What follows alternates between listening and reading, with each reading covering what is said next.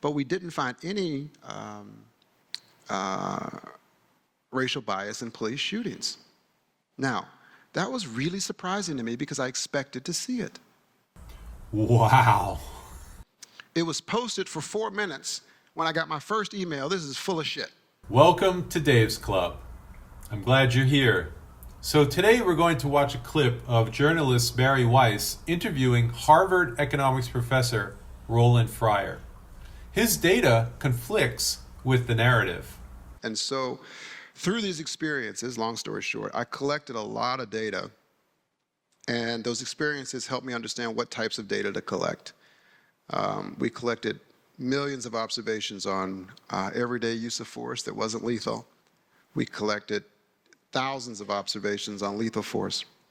And the key question, I alluded to it earlier in a bit of a joke, but the key question is not just this arbitrary, silly snapshots that some journalists, not named Barry, do a lot, which is black people are 13% of the population and they are 50% of the police shootings.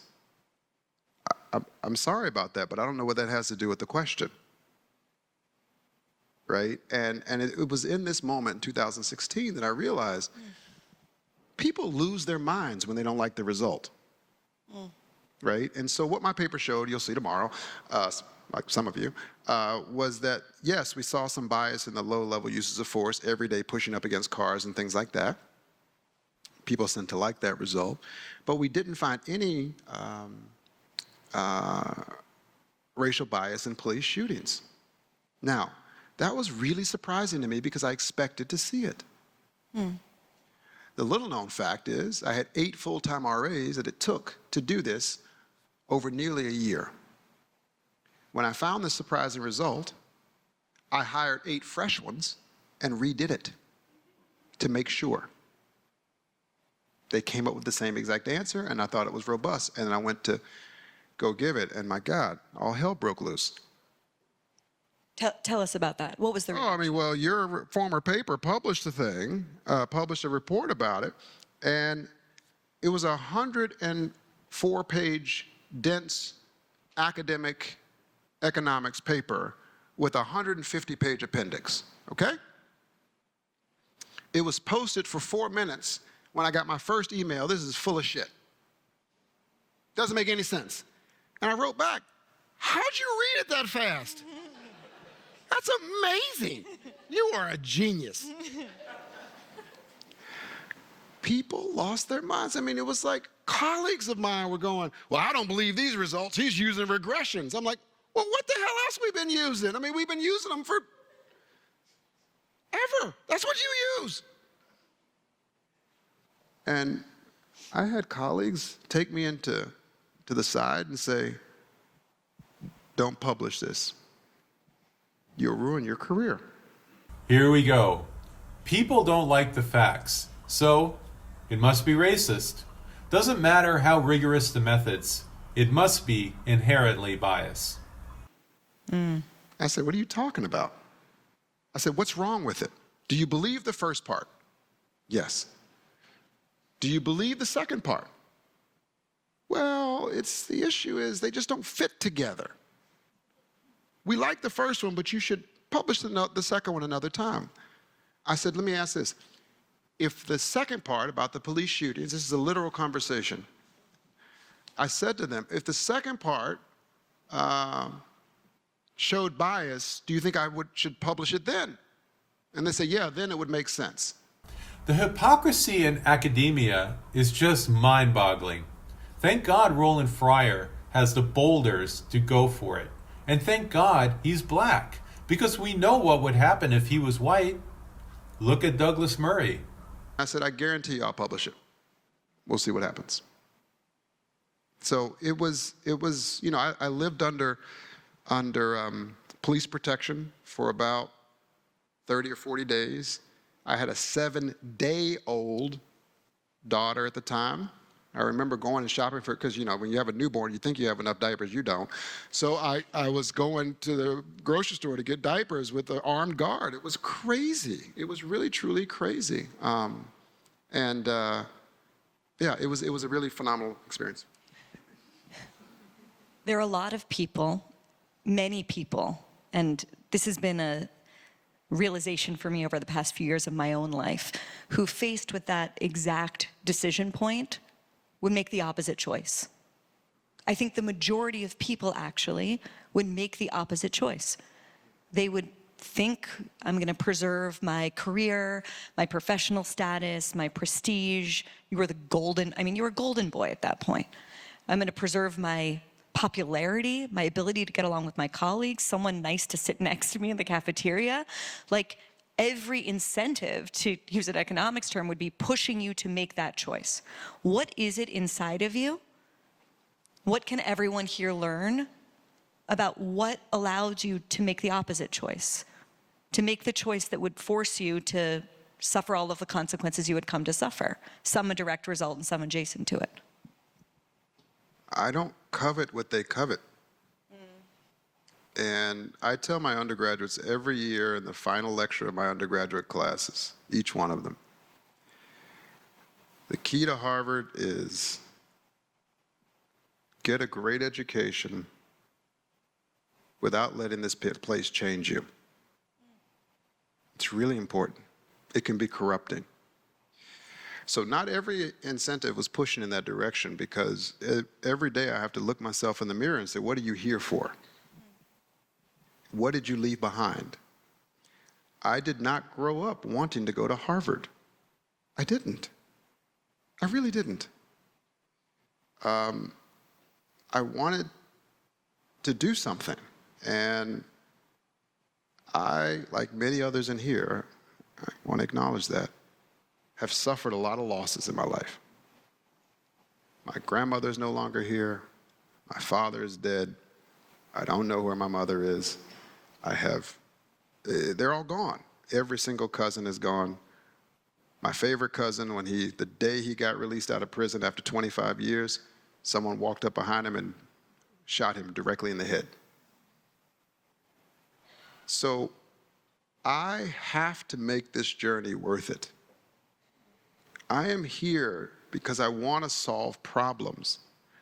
I am here because I have seen so much talent in these neighborhoods, and I know they know bullshit when they see it.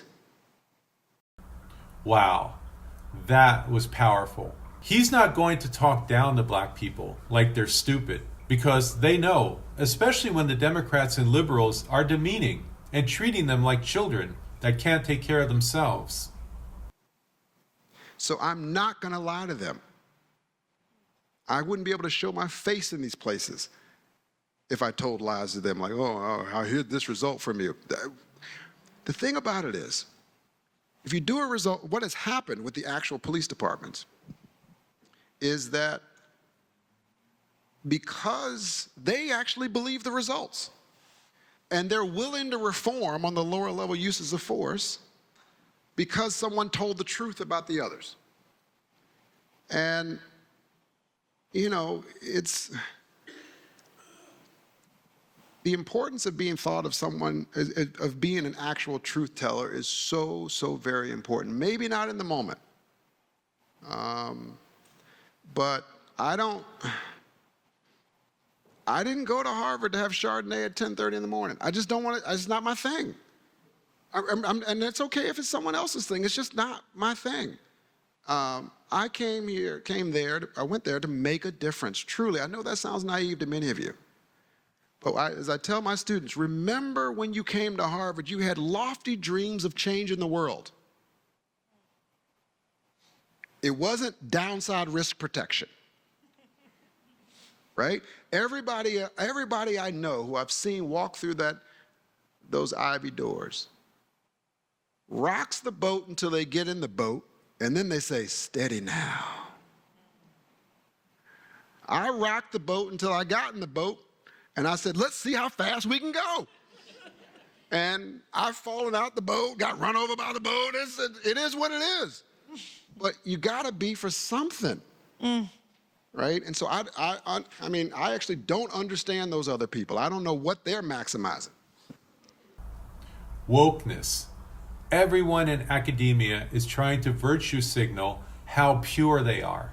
and looking down their noses at the deplorables as they read the New York Times and pat each other on the back about their virtues, and coddle all the marginalized groups.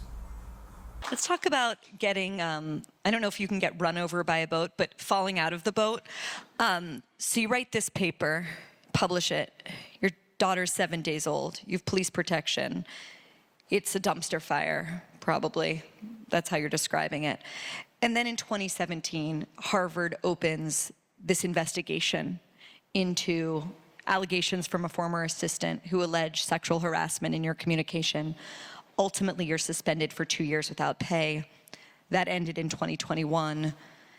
I wondered if you wanted to reflect on any of that at all. And I think the thing I'm personally most curious about is, first of all, do you think that the thought crime of your research put a particular target on your back?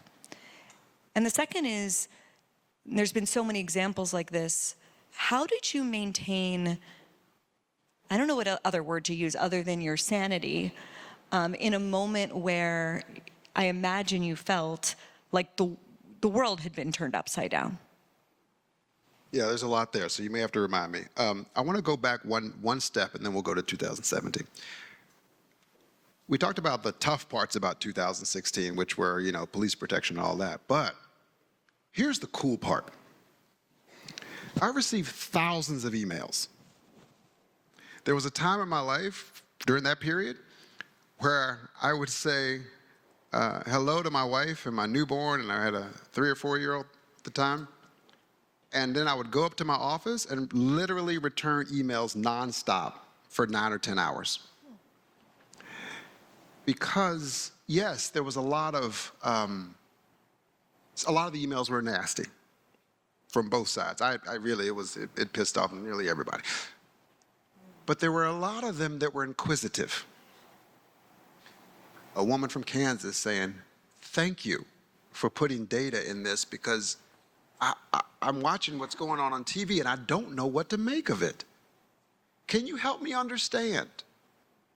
And one of my secret obsessions, which I will tell you but don't tell anybody, is to force people to have civil discourse. I spend hours doing it. Someone will say to me, someone the other day said to me, that thing you wrote in the journal, that was such dumbassery. I didn't even know that was a word. And blah, blah, blah, blah, blah, and it went on. And I said to him, thanks for the note. I was just saying that top talent should rise to the top. Could you explain to me your side of things? So we go back and forth, 20 emails. In the end, he says, this has just been the greatest conversation.